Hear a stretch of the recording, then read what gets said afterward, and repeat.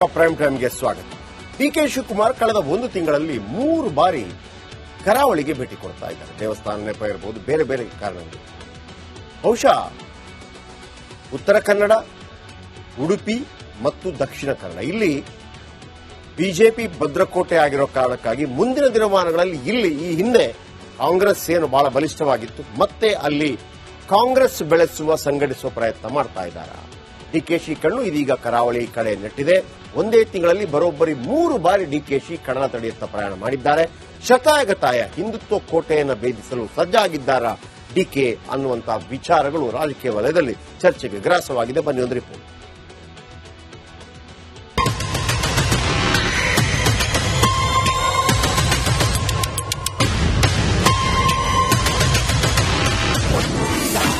ಡಿಕೆಶಿಯಿಂದ ಮತ್ತೆ ದಕ್ಷಿಣ ದಂಡಯಾತ್ರೆ. Temple run ಹೆಸರಲ್ಲಿ target Hindutva. DK Shivakumar Congress ಪಾಲಿನ ಟ್ರಬಲ್ ಶೂಟರ್, ಪಕ್ಷ ಸಂಘಟನೆಯ ಚತುರ. ಇಂಥ ಕನಕಪುರ ಬಂಡೆ ಕಣ್ಣು ಇದೀಗ ಕರಾವಳಿ ಮೇಲೆ ನೆಟ್ಟಿದೆ. ಕಟ್ಟರ್ ಹಿಂದುತ್ವದ ಕರಾವಳಿಯಲ್ಲಿ ಕಾಂಗ್ರೆಸ್ಗೆ ಅಲೆ ಎಬ್ಬಿಸುವುದಕ್ಕೆ ಡಿಕೆಶಿ ಮುಂದಾಗಿದ್ದಾರೆ. ಕೇಸರಿ ಅಲೆಯಲ್ಲಿ ತೇಳ್ತಿರುವ ಬಿಜೆಪಿ ಕೋಟೆಗೆ ಕಂಬಳ.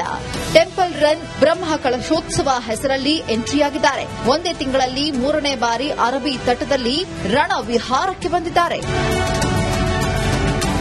ರಾಜ್ಯದ ಕರಾವಳಿ ಭಾಗದಲ್ಲಿ ಕಾಂಗ್ರೆಸ್ ಬಲವರ್ಧನೆಗೆ ಡಿಕೆ ಶಿವಕುಮಾರ್ ಪಣ ತೊಟ್ಟಿದ್ದಾರೆ. ಒಂದು ಕಾಲದಲ್ಲಿ ಕಾಂಗ್ರೆಸ್ ಅನ್ನೇ ಉಸಿರಾಡಿಸುತ್ತಿದ್ದ ಕರಾವಳಿಯಲ್ಲಿ ಮತ್ತೆ ಹಸ್ತ ಧ್ವಜ ಹಾರಿಸುವುದಕ್ಕೆ ಶಪಥ ಮಾಡಿದ್ದಾರೆ.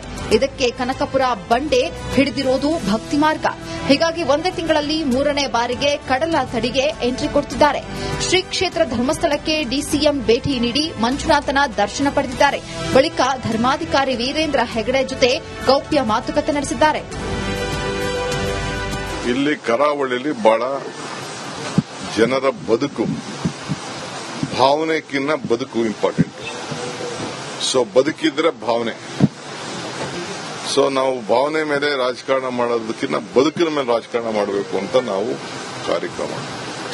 ಸೊ ಅದಕ್ಕೆ ನಾನು ಕರಾವಳಿ ಕ್ಷೇತ್ರ ಬರೀ 2 ಮಾತ್ರ ಗೆದ್ದಿದ್ದಾರೆ. ನಮಗೆ ಜನರಿಗೂ ಒಳ್ಳೇದಾಗಬೇಕಲ್ಲ. ಸೊ ಕರ್ನಾಟಕ ರಾಜ್ಯದಲ್ಲಿ ಒಂದು ಬಲಿಷ್ಠವಾದ ಸರ್ಕಾರ ಇದೆ. ಮುಂದಕ್ಕೂ ಕೂಡ ಸರ್ಕಾರ ಬರ್ತದೆ, ಅದಕ್ಕೇನು ಅನುಮಾನ ಬೇಡ. ಬಟ್ ಇಲ್ಲೂ ಕೂಡ ಪ್ರತಿನಿಧಿಗಳು ಬೇಕಲ್ಲ ನಮಗೆ. ಸೊ ಅದಕ್ಕೆ ಈಗ ಬಿಜೆಪಿ ವೋಟ್ ಹಾಕಿ ಗೆಲ್ಸಿದ್ರು. ಕಾಂಗ್ರೆಸ್ ಇಂದ ಜನರಿಗೆ ಪ್ರತಿ ಒಂದು ಕುಟುಂಬಕ್ಕೂ ಸಹಾಯ ಆಗ್ತಾ ಇದೆ ಹೊರತು ಬಿಜೆಪಿಯಿಂದ ಏನಾಗ್ತಾ ಇಲ್ವಲ್ಲ. ಯಾರು ಹೇಳಿದ್ರಿ ಹಿಂದುತ್ವದ ಭದ್ರಕೋಟೆ ಅಂತ? ಎಲ್ಲಾ ಧರ್ಮಕ್ಕೂ ಇದೊಂದು ಭದ್ರಕೋಟೆ. ಇಲ್ಲಿರುವಂತ ನೀರು, ಇಲ್ಲಿರುವಂತ ದೇವಸ್ಥಾನ, ಇಲ್ಲಿರುವಂತ ದರ್ಗಾ, ಇಲ್ಲಿರುವಂತ ಪರಿಸರ, ಇಲ್ಲಿರುವಂತ ವಾತಾವರಣ, ಇಲ್ಲಿರುವಂತ ಸಮುದ್ರ ಜಾತಿ ಮೇಲಿದೆಯಾ? ಜಾತಿ ಏನಿಲ್ಲ, ನೀತಿ ಮೇಲಿದೆ. ಇಲ್ಲಿರುವಂತ ಶೈಕ್ಷಣಿಕ ಕ್ಷೇತ್ರ, ಇಲ್ಲಿರುವಂತ ಬ್ಯಾಂಕ್ಗಳು, ಇಲ್ಲಿರುವಂತ ಧಾರ್ಮಿಕ ಕ್ಷೇತ್ರಗಳು, ಎಲ್ಲಿದೆ? ಎಲ್ಲರಿಗೂ ಇದೆ. ಕಂಬಳ, ಟೆಂಪಲ್ ರನ್, ಬ್ರಹ್ಮ ಕಳಶೋತ್ಸವದ ಹೆಸರಿನಲ್ಲಿ ಕಡಲ ತೀರದಲ್ಲಿ ಡಿಕೆಶಿ ಫುಲ್ ಆಕ್ಟಿವ್ ಆಗಿದ್ದಾರೆ. ಈ ಮೂಲಕ ಕೇಸರಿ ಭದ್ರಕೋಟೆ ಛಿದ್ರ ಮಾಡುವುದಕ್ಕೆ ಪ್ಲಾನ್ ಮಾಡಿದ್ದಾರೆ. ಆದರೆ ಕನಕಪುರ ಬಂಡೆಯ ಈ ಹಿಂದೂ ಅಸ್ತ್ರದ ಹಿಂದೆ ಬೇರ್ಯಾವ ತಂತ್ರ ಅಡಗಿದೆಯೋ ಆ ಶಿವನೇ ಬಲ್ಲ. Bureau report, republic Kannada. Prime ಟೈಮ್ಗೆ ಸ್ವಾಗತ. ಡಿಕೆ ಶಿವಕುಮಾರ್ ಕಳೆದ ಒಂದು ತಿಂಗಳಲ್ಲಿ 3 ಬಾರಿ ಕರಾವಳಿಗೆ ಭೇಟಿ ಕೊಡ್ತಾ ಇದ್ದಾರೆ. ದೇವಸ್ಥಾನ ನೆಪ ಇರಬಹುದು, ಬೇರೆ ಬೇರೆ ಕಾರಣಗಳು.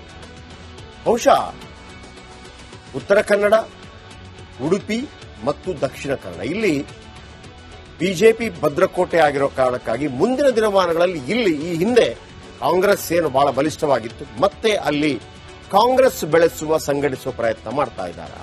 ಡಿಕೆಶಿ ಕಣ್ಣು ಇದೀಗ ಕರಾವಳಿ ಕಡೆ ನೆಟ್ಟಿದೆ. ಒಂದೇ ತಿಂಗಳಲ್ಲಿ ಬರೋಬ್ಬರಿ 3 ಬಾರಿ ಡಿಕೆಶಿ ಕಡಲ ತಡೆಯತ್ತ ಪ್ರಯಾಣ ಮಾಡಿದ್ದಾರೆ. ಶತಾಯಗತಾಯ ಹಿಂದುತ್ವ ಕೋಟೆಯನ್ನು ಭೇದಿಸಲು ಸಜ್ಜಾಗಿದ್ದಾರಾ ಡಿಕೆ ಅನ್ನುವಂತಹ ವಿಚಾರಗಳು ರಾಜಕೀಯ ವಲಯದಲ್ಲಿ ಚರ್ಚೆಗೆ ಗ್ರಾಸವಾಗಿದೆ. ಬನ್ನಿ ಒಂದು ರಿಪೋರ್ಟ್.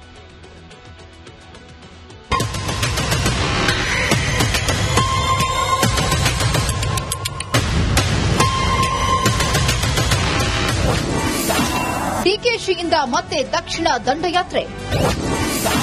ಟೆಂಪಲ್ ರನ್ ಹೆಸರಲ್ಲಿ ಟಾರ್ಗೆಟ್ ಹಿಂದುತ್ವ. ಡಿಕೆ ಶಿವಕುಮಾರ್ ಕಾಂಗ್ರೆಸ್ ಪಾಲಿನ ಟ್ರಬಲ್ ಶೂಟರ್, ಪಕ್ಷ ಸಂಘಟನೆಯ ಚತುರ. ಇಂಥ ಕನಕಪುರ ಬಂಡೆ ಕಣ್ಣು ಇದೀಗ ಕರಾವಳಿ ಮೇಲೆ ನೆಟ್ಟಿದೆ. ಕಟ್ಟರ್ ಹಿಂದುತ್ವದ ಕರಾವಳಿಯಲ್ಲಿ ಕಾಂಗ್ರೆಸ್ಗೆ ಅಲೆ ಎಬ್ಬಿಸುವುದಕ್ಕೆ ಡಿಕೆಶಿ ಮುಂದಾಗಿದ್ದಾರೆ. ಕೇಸರಿ ಅಲೆಯಲ್ಲಿ ತೇಲ್ತಿರುವ ಬಿಜೆಪಿ ಕೋಟೆಗೆ ಕಂಬಳ, ಟೆಂಪಲ್ ರನ್, ಬ್ರಹ್ಮ ಕಳಶೋತ್ಸವ ಹೆಸರಲ್ಲಿ ಎಂಟ್ರಿಯಾಗಿದ್ದಾರೆ. ಒಂದೇ ತಿಂಗಳಲ್ಲಿ 3ನೇ ಬಾರಿ ಅರಬ್ಬಿ ತಟದಲ್ಲಿ ರಣ ವಿಹಾರಕ್ಕೆ ಬಂದಿದ್ದಾರೆ. ರಾಜ್ಯದ ಕರಾವಳಿ ಭಾಗದಲ್ಲಿ ಕಾಂಗ್ರೆಸ್ ಬಲವರ್ಧನೆಗೆ ಡಿಕೆ ಶಿವಕುಮಾರ್ ಪಣ ತೊಟ್ಟಿದ್ದಾರೆ. ಒಂದು ಕಾಲದಲ್ಲಿ ಕಾಂಗ್ರೆಸ್ ಅನ್ನೇ ಉಸಿರಾಡಿಸುತ್ತಿದ್ದ ಕರಾವಳಿಯಲ್ಲಿ ಮತ್ತೆ ಹಸ್ತ ಧ್ವಜ ಹಾರಿಸುವುದಕ್ಕೆ ಶಪಥ ಮಾಡಿದ್ದಾರೆ. ಇದಕ್ಕೆ ಕನಕಪುರ ಬಂಡೆ ಹಿಡಿದಿರೋದು ಭಕ್ತಿ ಮಾರ್ಗ. ಹೀಗಾಗಿ ಒಂದೇ ತಿಂಗಳಲ್ಲಿ 3ನೇ ಬಾರಿಗೆ ಕಡಲ ತಡಿಗೆ ಎಂಟ್ರಿ ಕೊಡ್ತಿದ್ದಾರೆ. ಶ್ರೀ ಕ್ಷೇತ್ರ ಧರ್ಮಸ್ಥಳಕ್ಕೆ ಡಿಸಿಎಂ ಭೇಟಿ ನೀಡಿ ಮಂಜುನಾಥನ ದರ್ಶನ ಪಡೆದಿದ್ದಾರೆ. ಬಳಿಕ ಧರ್ಮಾಧಿಕಾರಿ ವೀರೇಂದ್ರ ಹೆಗಡೆ ಜೊತೆ ಗೌಪ್ಯ ಮಾತುಕತೆ ನಡೆಸಿದ್ದಾರೆ. ಇಲ್ಲಿ ಕರಾವಳಿಯಲ್ಲಿ ಬಹಳ ಜನರ ಬದುಕು, ಭಾವನೆಗಿನ್ನ ಬದುಕು ಇಂಪಾರ್ಟೆಂಟ್. ಸೊ ಬದುಕಿದ್ರೆ ಭಾವನೆ. ಸೊ ನಾವು ಭಾವನೆ ಮೇಲೆ ರಾಜಕಾರಣ ಮಾಡೋದಕ್ಕಿಂತ ಬದುಕಿನ ಮೇಲೆ ರಾಜಕಾರಣ ಮಾಡಬೇಕು ಅಂತ ನಾವು ಕಾರ್ಯಕ್ರಮ. ಸೊ ಅದಕ್ಕೆ ನಾನು ಕರಾವಳಿ ಕ್ಷೇತ್ರ ಬರೀ ಇಬ್ರು ಮಾತ್ರ ಗೆದ್ದಿದ್ದಾರೆ. ನಮಗೆ ಜನರಿಗೂ ಒಳ್ಳೇದಾಗಬೇಕಲ್ಲ. ಸೊ ಕರ್ನಾಟಕ ರಾಜ್ಯದಲ್ಲಿ ಒಂದು ಬಲಿಷ್ಠವಾದ ಸರ್ಕಾರ ಇದೆ. ಮುಂದಕ್ಕೂ ಕೂಡ ಸರ್ಕಾರ ಬರ್ತದೆ, ಅದಕ್ಕೇನು ಅನುಮಾನ ಬೇಡ. ಬಟ್ ಇಲ್ಲೂ ಕೂಡ ಪ್ರತಿನಿಧಿಗಳು ಬೇಕಲ್ಲ ನಮಗೆ. ಸೊ ಅದಕ್ಕೆ ಈಗ ಬಿಜೆಪಿ ವೋಟ್ ಹಾಕಿ ಗೆಲ್ಸಿದ್ರು. ಕಾಂಗ್ರೆಸ್ ಇಂದ ಜನರಿಗೆ ಪ್ರತಿ ಒಂದು ಕುಟುಂಬಕ್ಕೂ ಸಹಾಯ ಆಗ್ತಾ ಇದೆ ಹೊರತು ಬಿಜೆಪಿಯಿಂದ ಏನಾಗ್ತಾ ಇರಲ್ಲ. ಯಾರು ಹೇಳಿದ್ರಿ ಹಿಂದುತ್ವದ ಭದ್ರಕೋಟೆ ಅಂತ? ಎಲ್ಲಾ ಧರ್ಮಕ್ಕೂ ಇದೊಂದು ಭದ್ರಕೋಟೆ. ಇಲ್ಲಿರುವಂತ ನೀರು, ಇಲ್ಲಿರುವಂತ ದೇವಸ್ಥಾನ, ಇಲ್ಲಿರುವಂತ ದರ್ಗಾ, ಇಲ್ಲಿರುವಂತ ಪರಿಸರ, ಇಲ್ಲಿರುವಂತ ವಾತಾವರಣ, ಇಲ್ಲಿರುವಂತ ಸಮುದ್ರ ಜಾತಿ ಮೇಲಿದೆಯಾ? ಜಾತಿ ಏನಿಲ್ಲ, ನೀತಿ ಮೇಲಿದೆ. ಇಲ್ಲಿರುವಂತ ಶೈಕ್ಷಣಿಕ ಕ್ಷೇತ್ರ, ಇಲ್ಲಿರುವಂತ ಬ್ಯಾಂಕ್ಗಳು, ಇಲ್ಲಿರುವಂತ ಧಾರ್ಮಿಕ ಕ್ಷೇತ್ರಗಳು, ಎಲ್ಲಿದೆ? ಎಲ್ಲರಿಗೂ ಇದೆ. ಕಂಬಳ, ಟೆಂಪಲ್ ರನ್, ಬ್ರಹ್ಮ ಕಳಶೋತ್ಸವದ ಹೆಸರಿನಲ್ಲಿ ಕಡಲ ತೀರದಲ್ಲಿ ಡಿಕೆಶಿ ಫುಲ್ ಆಕ್ಟಿವ್ ಆಗಿದ್ದಾರೆ. ಈ ಮೂಲಕ ಕೇಸರಿ ಭದ್ರಕೋಟೆ ಛಿದ್ರ ಮಾಡುವುದಕ್ಕೆ ಪ್ಲಾನ್ ಮಾಡಿದ್ದಾರೆ. ಆದರೆ ಕನಕಪುರ ಬಂಡೆಯ ಈ ಹಿಂದೂ ಅಸ್ತ್ರದ ಹಿಂದೆ ಬೇರ್ಯಾವ ತಂತ್ರ ಅಡಗಿದೆಯೋ ಆ ಶಿವನೇ ಬಲ್ಲ. Bureau report, republic Kannada. Prime ಟೈಮ್ಗೆ ಸ್ವಾಗತ. ಡಿಕೆ ಶಿವಕುಮಾರ್ ಕಳೆದ ಒಂದು ತಿಂಗಳಲ್ಲಿ 3 ಬಾರಿ ಕರಾವಳಿಗೆ ಭೇಟಿ ಕೊಡ್ತಾ ಇದ್ದಾರೆ. ದೇವಸ್ಥಾನ ನೆಪ ಇರಬಹುದು, ಬೇರೆ ಬೇರೆ ಕಾರಣಗಳು. ಬಹುಶಃ ಉತ್ತರ ಕನ್ನಡ, ಉಡುಪಿ ಮತ್ತು ದಕ್ಷಿಣ ಕನ್ನಡ ಇಲ್ಲಿ ಬಿಜೆಪಿ ಭದ್ರಕೋಟೆ ಆಗಿರೋ ಕಾರಣಕ್ಕಾಗಿ ಮುಂದಿನ ದಿನಮಾನಗಳಲ್ಲಿ ಇಲ್ಲಿ ಈ ಹಿಂದೆ ಕಾಂಗ್ರೆಸ್ ಏನು ಬಹಳ ಬಲಿಷ್ಠವಾಗಿತ್ತು, ಮತ್ತೆ ಅಲ್ಲಿ ಕಾಂಗ್ರೆಸ್ ಬೆಳೆಸುವ ಸಂಘಟಿಸುವ ಪ್ರಯತ್ನ ಮಾಡ್ತಾ ಇದ್ದಾರೆ. ಡಿಕೆಶಿ ಕಣ್ಣು ಇದೀಗ ಕರಾವಳಿ ಕಡೆ ನೆಟ್ಟಿದೆ.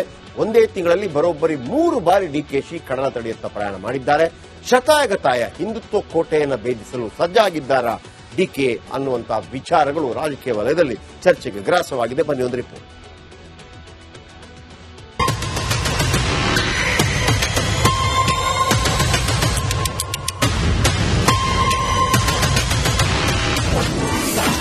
ಡಿಕೆಶಿಯಿಂದ ಮತ್ತೆ ದಕ್ಷಿಣ ದಂಡಯಾತ್ರೆ.